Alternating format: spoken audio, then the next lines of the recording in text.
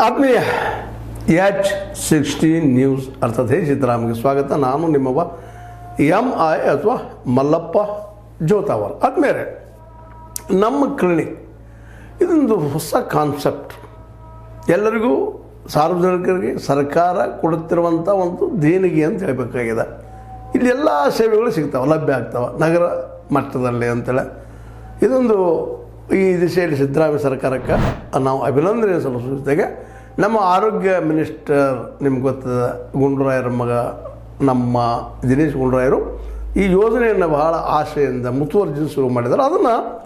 ಅದರ ಅಂಗವಾಗಿನ ನಮ್ಮ ಮಹಾಂತೇಶ್ ಕೌಜರಿಗೆ ಅವರು, ಇವರು ತಂದಿನ ಶಿವಾನಂದ್ ಕೌಜರಿಗೆ ಅವರು, ಇವರಿಬ್ಬರು ಒಳ್ಳೆಯ ಕೆಲಸಗಾರರು. ಅದರಲ್ಲಿ ಎರಡು ಮಾತಿಲ್ಲ. ಮೌನವಾಗಿ ಇದ್ಕೊಂಡು ಜನಸೇವೆ ಮಾಡಲಿಕ್ಕೆ ಏನು ಸಾಧ್ಯ ತಮ್ಮಿಂದ ಪ್ರಾಮಾಣಿಕವಾಗಿ ಮಾಡ್ತಾರೆ ಅನ್ನೋದು ಅಲ್ಲಿಯ ಜನರ ಅಭಿಪ್ರಾಯ. ಹೀಗಾಗಿ ಈ ಒಂದು ಬೈಲಹೊಂಗಲ ಏರಿಯಾ ಆಗಿರ್ಬೋದು, ಸುತ್ತಮುತ್ತಲ ಏರಿಯಾದಲ್ಲಿ ಆಗಿರ್ಬೋದು, ಬೆಳಗಾವಿ ಜಿಲ್ಲೆಯಲ್ಲಿ ಆಗಿರ್ಬೋದು, KLE ಅಧ್ಯಕ್ಷರಿದ್ದರು ಇದು ನಮ್ಮ ಶಿವಾನಂದ ಕೌಜರಿಗೆ ಅವರು, ಅವರೆಲ್ಲರ ಒಂದು ಕೃತಿತ್ವ ಶಕ್ತಿ, ಕ್ರಿಯಾಶಕ್ತಿಯಿಂದಾಗ ಒಳ್ಳೆಯ ಕೆಲಸಗಳು ಆಗಿದ್ದಾವೆ. ಅಂಥ ಭ್ರಷ್ಟತೆ ಆರೋಪಗಳು ಇವ್ರ ಮೇಲೆ ಇಲ್ಲ ಅಂತ ಅಲ್ಲಿ ಜನ ಮಾತಾಡ್ಕೊಳ್ತಾ ಇದ್ದಾರೆ. ಹೀಗಾಗಿ ಅವರು ಈ ನಮ್ಮ ಕ್ಲಿನಿಕ್ಕನ್ನು ಆರಂಭ ಮಾಡಿದ್ದಾರೆ. ಇದು ಎಲ್ಲ ಕಡೆ ಆಗಬೇಕಾಗಿದೆ. ಪ್ರತಿಯೊಂದು ನಗರದಲ್ಲಿ ಆಗ ಎಲ್ಲರಿಗೂ ಫ್ರೀಯಾಗಿ ಆರೋಗ್ಯ ಸಿಗಬೇಕಾಗಿದೆ. ಎಲ್ಲ ಇದರಲ್ಲೇ ಏನಪ್ಪ ಅಂದ್ರೆ ವಿಶೇಷವಾಗಿ ನಮ್ಮ ಈ ಇದರಲ್ಲಿ ಬೈಲಹೊಂಗಲದಲ್ಲೇ ಪಟ್ಟಣದ ಇಂದಿರಾನಗರ ಹಾಗೂ ಹರಳೆಯ ಕಾಲೋನಿಯಲ್ಲಿ ಜಿಲ್ಲಾಡಳಿತ, ಜಿಲ್ಲಾ ಪಂಚಾಯಿತಿ, ಜಿಲ್ಲಾ ಆರೋಗ್ಯ ಮತ್ತು ಕುಟುಂಬ ಕಲ್ಯಾಣ ಇಲಾಖೆ, ತಾಲೂಕು ಆಡಳಿತ, ತಾಲೂಕು ಪಂಚಾಯಿತಿ, ಪುರಸಭೆ, ತಾಲೂಕು ಆರೋಗ್ಯ ಮತ್ತು ಕುಟುಂಬ ಕಲ್ಯಾಣ ಇಲಾಖೆ, ಆಯುಷ್ಮಾನ್ ಆರೋಗ್ಯ ಕೇಂದ್ರ ವತಿಯಿಂದ ಈ ನಮ್ಮ ಏನಪ್ಪ ಅಂದ್ರೆ ನಮ್ಮ ಕ್ಲಿನಿಕ್ ಏನಪ್ಪ ಅಂದ್ರೆ ಕ್ಲಿನಿಕ್ ನಗರ ಆಯುಷ್ಮಾನ್ ಆರೋಗ್ಯ ಮಂದಿರ ಉದ್ಘಾಟಿಸಿ ನಮ್ಮ ಮಹಾಂತೇಶ್ ಕೌಜರಿಗೆ ಮಾತಾಡಿದ್ದಾರೆ. ಇದೊಂದು ಬಹಳ ಒಂದು ಒಳ್ಳೆಯ ಕಾನ್ಸೆಪ್ಟ್. ಎಲ್ಲ ಕಾನ್ಸೆಪ್ಟೆಲ್ಲ ವಾಸ್ತವವಾಗಿ ಬರಬೇಕು. ಇದು ವಿಶೇಷವಾಗಿ ಸ್ಫೂರ್ತಿ ಪಡೆದಿದ್ದು ಯಾರಿದ್ದಂದ್ರೆ ಈ ದೆಹಲಿಯ ಒಂದು ಏನಪ್ಪ ನಿಮಗೆ ಗೊತ್ತದೆ ಈಗಾಗಲೇ ಮೊಹಲ್ಲಾ ಕ್ಲಿನಿಕ್. ಅಲ್ಲೂ ದೆಹಲಿಯಲ್ಲಿ ಭಾಳ ಒಳ್ಳೆಯ ಕೆಲಸ ನಡೆದಿತ್ತು ನಮ್ಮ ಕೇಜ್ರಿವಾಲ್ ಸಂದರ್ಭದಲ್ಲೇ ಸಮಯದಲ್ಲ. ಈಗ ಏನಾಗಿರೋ ಪರಿಸ್ಥಿತಿ ಅಷ್ಟೇ ಹೊರಗೆ ಬರ್ತಾ ಇಲ್ಲ. ಆದರೂ ಮೊದಲಿನ ಒಂದು ಏನದ ಹೋಗಿತ್ತು, ಜನಸಾಮಾನ್ಯರ ಹತ್ರ ಹೋಗಿ ಜನರಿಗೆ ಫ್ರೀಯಾಗಿ ಬಡವರಿಗೆ ಆರೋಗ್ಯ ಸಿಗುವಂಥ ವ್ಯವಸ್ಥೆ ಮಾಡಿದಾರಲ್ಲ, ಅದು ಮೆಚ್ಚಲರ್ಹರಾದಂಥ ಕೆಲಸ. ಇವತ್ತು BJP ಆ ಪ್ರಮಾಣದಲ್ಲಿ ಮಾಡ್ತಾ ಇಲ್ಲ ಅನ್ನಿಸ್ತದೆ. ಅದ್ರ ಬಗ್ಗೆ ಹೆಚ್ಚು ಪ್ರಚಾರವೂ ಇಲ್ಲ, ಮತ್ತೊಂದು ಇಲ್ಲ.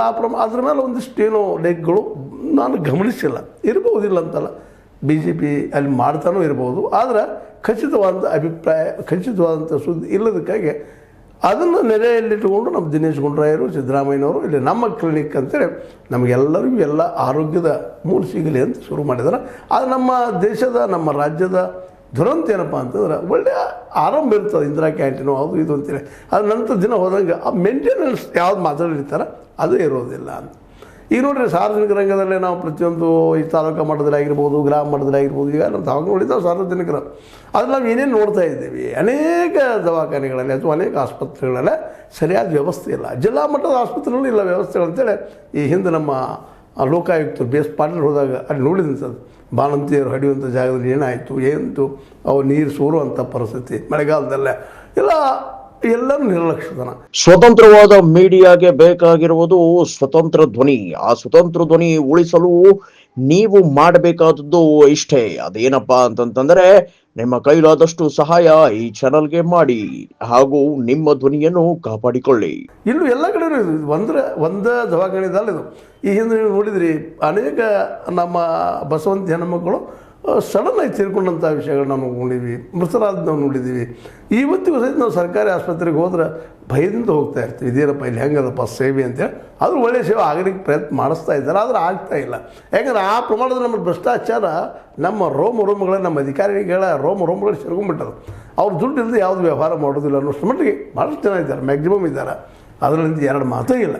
ಹೀಗಾಗಿ ನಮ್ಮ ದವಾಖಾನೆಗಳಿಗೆ, ಸರ್ಕಾರಿ ದವಾಖಾನೆಗಳಿಗೆ ಹೋಗೋದಪ್ಪ ಅಂದ್ರೆ ಭಯ, ಆತಂಕ, ಸರಿ ಅದನ್ನು ಇಲ್ಲೋ ಅಂತೇಳಿ.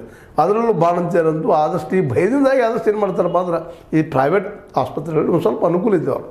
ಲೋವರ್ ಮಿಡಲ್ ಕ್ಲಾಸ್ ಕಡೆಗೆ ಸಾಲ ಯಾರು ಸಿಗೋದಿಲ್ಲ ಅಂಥ ಜನ. ಯಾಕಂದ್ರೆ ಕೆಲವೊಂದು ಜನಕ್ಕೆ ಸಾಲನೇ ಸಿಗೋದಿಲ್ಲ ಈ ದೇಶದಲ್ಲೇ, ಈ ರಾಜ್ಯದಲ್ಲೇ. ಯಾಕಂದರೆ ಅಷ್ಟು ಗರೀಬರು, ಅಷ್ಟು ಬಡವರು ಇರ್ತಾರೆ ಅವರು. ಅವ್ರು ಸಾಲ ಯಾರು ಕೊಡೋದಿಲ್ಲ, ಸಾಲ ಯಾರು ಸಿಗೋದಿಲ್ಲ. ಹೆಚ್ಚು ಬಡವರು ಯಾರು ಇದ್ದಾರೆ ಅವರಷ್ಟ ಸರ್ಕಾರಿ ದವಾಖಾನೆಗೆ ಅನಿವಾರ್ಯ ಫಲ ಅಂತ ಹೋಗ್ತಾ ಇರ್ತಾರೆ. ಭಾಳ ಜನ ಅಲ್ಲಿ ಹೋಗೋದ್ರೆ ಭಯ ಪಡ್ತಾರೆ. ಇವತ್ತು ನೋಡಿ ಸರ್ಕಾರಿ ಶಾಲೆಗಳಿಗೆ ಕಳಿಸೋದ್ರೆ ಒಳ್ಳೆ ಅಂತಾರೆ ಯಾರಾದರೂ. ಲೋವರ್ ಮಿಡಲ್ ಕ್ಲಾಸ್ ಇದ್ದವ್ರು ಸಾಲ ಮಾಡಿದ್ರೆ ತಮ್ಮ ಮಕ್ಕಳ ಪ್ರೈವೇಟ್ ಕಲಿಸ್ತಾರನ್ನ ಸರ್ಕಾರಿ ಶಾಲೆಗಳು ಕಳಿಸೋದಿಲ್ಲ. ಹೀಗಾಗಿ ಸರ್ಕಾರಿ ಶಾಲೆಗಳಲ್ಲೇ ನಮ್ಮ ಏನಪ್ಪ ಅಂತಂದ್ರೆ ವಿದ್ಯಾರ್ಥಿ ಸಂಖ್ಯೆ ಕಡಿಮೆ ಆಗ್ತದೆ. ಹಾಗೆ ಇಲ್ಲಿ ಸರ್ಕಾರಿ ಆಸ್ಪತ್ರೆಗಳು ಕೇವಲ ಬಡವರು, ಅತಿ ಬಡವರು ಮಾತ್ರ, ನೀನೇನು ಬದುಕಿಲ್ಲ, ನಮಗೆ ಬೇರೆ ಹಾದಿಲ್ಲ ಅನ್ನೋ ಪರಿಸ್ಥಿತಿಯಲ್ಲಿ ಅವರಲ್ಲಿ ಹೋಗ್ತಾ ಇರ್ತಾರೆ. ಅಂಥವ್ರಿಗಾಗಿ ಏನೋ ನಮ್ಮ ಕ್ಲಿನಿಕ್ ಹೊಸ ಕಾನ್ಸೆಪ್ಟ್ಗಳು ಸಿದ್ದರಾಮಯ್ಯರು ಆರಂಭ ಮಾಡಿದ್ದಾರೆ.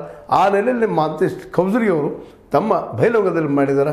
ಅದನ್ನು ಏನೋ ಸುದ್ದಿ ಬಂದಿತ್ತು, ಅದು ಹಂಚ್ಕೋಬೇಕನ್ನಿಸ್ತು ನಿಮ್ಮ ಜೊತೆಗೆ ನ್ಯೂಸನ್ನು. ಯಾಕೆಂತಂದ್ರೆ ಅದು ಒಳ್ಳೆಯ ಕಾನ್ಸೆಪ್ಟ್, ಒಳ್ಳೆಯ ವಿಷಯ, ಬಡವರಿಗೆಲ್ಲ ಮುಟ್ಲಿ. ಅವರ ಅನೇಕ ರೋಗಗಳಿದಾವೆ. ಪ್ರತಿಯೊಬ್ಬ ರೋಗ ಇರೋದನ್ನು ಹುಟ್ಟಿದ ಮನುಷ್ಯಾಗ ರೋಗ ಬಿಟ್ಟಿದ್ದಲ್ಲ ಸಾಯೋವರೆಗೆ. ಆದರೆ ನಮ್ಮಲ್ಲಿ ಅದನ್ನು ಏನಪ್ಪ ಅಂದ್ರೆ ಆ ರೋಗಕ್ಕೆ ಔಷಧಿ ಕೊಳ್ಳುವಷ್ಟ ಅಥವಾ ಆ ರೋಗಕ್ಕೆ ಮತ್ತೆ ಅದು ನಮಗೆ ಒಂದು ಸಹಾಯ ಮಾಡ್ಕೊಳ್ಳೋಕೆ ಆರ್ಥಿಕ ಪರಿಸ್ಥಿತಿ ಬಹಳ ವೀಕ್, ಅದು ಭಾಳ ಕನಿಷ್ಠ ಇರೋದರಿಂದ ದೊಡ್ಡ ರೋಗಗಳು ಬಂದರೆ ಗಪ್ಪ ಇರಲಿ ಬಿಡಪ್ಪ. ಈವನ್ ಡಯಾಬಿಟಿಸ್ ಬಂದ ಗುಳಿಗೆ ಕೊಳ್ಳಾರದ ಸ್ಥಿತಿಯೊಳಗೆ ಇದ್ದಂಥ ಅನೇಕ ಜನ ಇದ್ದಾರೆ. ಹೀಗಿದ್ದಾಗ ಇದು ನಮ್ಮ ಕ್ಲಿನಿಕ್ ಅನ್ನುವಂಥದ್ದು ಒಳ್ಳೆಯ ಪ್ರಾಮಾಣಿಕವಾಗಿ ನಡೀಲಿ, ಮತ್ತು ಜೊತೆಗೆ ಹೋಗಿ ಮುಟ್ಲಿ. ಅದ್ರ ಉದ್ದೇಶನದ ಆ ಪ್ರಕಾರ ನಡೀಲಿ. ಮತ್ತು ಸ್ವಚ್ಛತೆ ಮೊದಲ ಈ ಒಂದು ನಮ್ಮ ಆಸ್ಪತ್ರೆಗಳಲ್ಲಿ ಅದು ಭಾಳ ಮುಖ್ಯದ. ಯಾಕಂದರೆ ಇವತ್ತು ನಾನು ಹೇಳಿದ ಈಗಾಗಲೇ ಜಿಲ್ಲಾ ಮಟ್ಟದ ಆಸ್ಪತ್ರೆಯಲ್ಲಿ, ತಾಲೂಕು ಮಟ್ಟದ ಆಸ್ಪತ್ರೆಗಳಲ್ಲಿ, ಗ್ರಾಮ ಮಟ್ಟದ ಆಸ್ಪತ್ರೆಗಳಲ್ಲಿ ನಾವು ಎಲ್ಲ ನೋಡ್ತಾ ಇದ್ದೀವಿ. ವೈದ್ಯರು ಇರೋದಿಲ್ಲ. ಇವಾಗ ಇದ್ರೂ ಸಹಿತ ಒಂದು 2-3 ತಾಸು 4 ತಾಸು ಬಂದು ಹೋಗಿಬಿಡ್ತಾರೆ. ಆ ನಂತರ ಯಾಕೆ ಪ್ರೈವೇಟಾಗಿ ಪ್ರಾಕ್ಟೀಸ್ ಮಾಡ್ತಾ ಇರ್ತಾರೋ ಅವ್ರನ್ನ ಕೇಳಿಗೆ ಹೋದ್ರೆ ನಾವು ರಾಜೀನಾಮೆ ಕೊಡ್ತೀವಿ ನೋಡಪ್ಪ ಅಂತ ಹೇಳ್ತಾರೆ. ಇಂಥ ಪ್ರಸಂಗ ಯಾಕೆ ಡಾಕ್ಟರ್ಸೇ ಇಲ್ಲ. ಮತ್ತು ಇವತ್ತು MBBS ಕಲಿತೀನಪ್ಪ ಅಂತಂದ್ರೆ ಕೋಟಿಗಳಲ್ಲಿ ಹಾಕುವಂಥ ಪರಿಸ್ಥಿತಿ ಪ್ರೈವೇಟ್ಗಳಲ್ಲೇ. ಮತ್ತು ಸರ್ಕಾರಿ ಶಾಲೆಗಳಲ್ಲಿ ಲಕ್ಷಗಳಲ್ಲಿ ಹಾಕಬೇಕು. ಸರ್ಕಾರಿ ಕಾಲೇಜುಗಳಲ್ಲೇ ಆ ಲಕ್ಷ ನಮ್ಮ ಬಡವರಿಗೆ, ಕೂಲಿಕಾರರಿಗೆ ಸಾಧ್ಯದನ.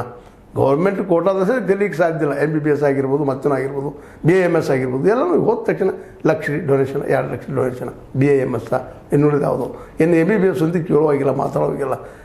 ಪ್ರತಿ ವರ್ಷ ಒಂದು ಏರಿಯಲ್ಲಿ ಕಡಿಮೆ 4, 8, 10 ಲಕ್ಷ ಖರ್ಚು ಬರ್ತದೆ ಬಡವ್ರದ್ದು, ಗೌರ್ಮೆಂಟಿದ್ದು. ಮತ್ತು ಅದರಲ್ಲೂ ಈಗ ನಿಮ್ಗೆ ಗೊತ್ತದ ಅಲ್ಲಿರೋ ಗದ್ದಾಗಿ ಚಲೋ ಮೆರಿಟ್ ಇದ್ದಂಥವ್ರು ಅಂದ್ರೆ ದುಡ್ಡು ಇದ್ದಂಥವ್ರು ಒಳಗೆ ಸೇರ್ತಾ ಇರ್ತಾರೆ ಅನ್ನುವಂಥದ್ದು. ಈಗೆಲ್ಲ ನಡುವ ಡಾಕ್ಟರ್ಸ್ ಕೊರತೆ ಇದೆ ನಮ್ಮ ದೇಶದಲ್ಲಿ. ಕೊರತೆ ಇರೋದ್ರಿಂದಾಗಿ ಈ ಸರ್ಕಾರಿ ಆಸ್ಪತ್ರೆಯಲ್ಲಿ ಕೆಲಸ ಮಾಡುತ್ತಿರುವಂಥ ಡಾಕ್ಟರ್ಗಳು ಏನು ಮಾಡ್ತಾರಪ್ಪ ಅಂದ್ರೆ ಪ್ರೈವೇಟಾಗಿ ಕೆಲಸ ಮಾಡ್ತಿರ್ತಾರೆ. ಹೀಗಾಗಿ ಸರ್ಕಾರಿ ಆಸ್ಪತ್ರೆಯಲ್ಲಿ ಡಾಕ್ಟರ್ ಸಿಗೋದು ಕಷ್ಟ, ಸಿಕ್ಕವರಿಂದ ಸರಿಯಾಗಿ ಸರ್ವಿಸ್ ಆಗೋದಿಲ್ಲ. ಸರ್ವಿಸ್ ಇಲ್ಲಪ್ಪ ಅಂದರೆ ಎಷ್ಟೋ ಜನ ಪಾಪ ಅದು ತಮ್ಮ ಅನಾರೋಗ್ಯ ಕಾರಣ ತಮ್ಮ ಜೀವ ಕಳ್ಕೊಂಡು ಸಾಕಷ್ಟು ಇದ್ದಾವೆ. ಇಂಥ ಪ್ರಸಂಗದಲ್ಲಿ ನಮ್ಮ ಕ್ಲಿನಿಕ್ ಅನ್ನುವಂಥದ್ದು ನಿಜವಾಗಿಯೂ ಬಡವರಿಗೆ ಒಂದು ವರದಾನ ಆಗಲಿ ಅನ್ನೋದು ಈ ಸಂದರ್ಭದಲ್ಲಿ ಇದೆಲ್ಲ ನೆನಪಿಸ್ಬೇಕಾಗ್ಯದ.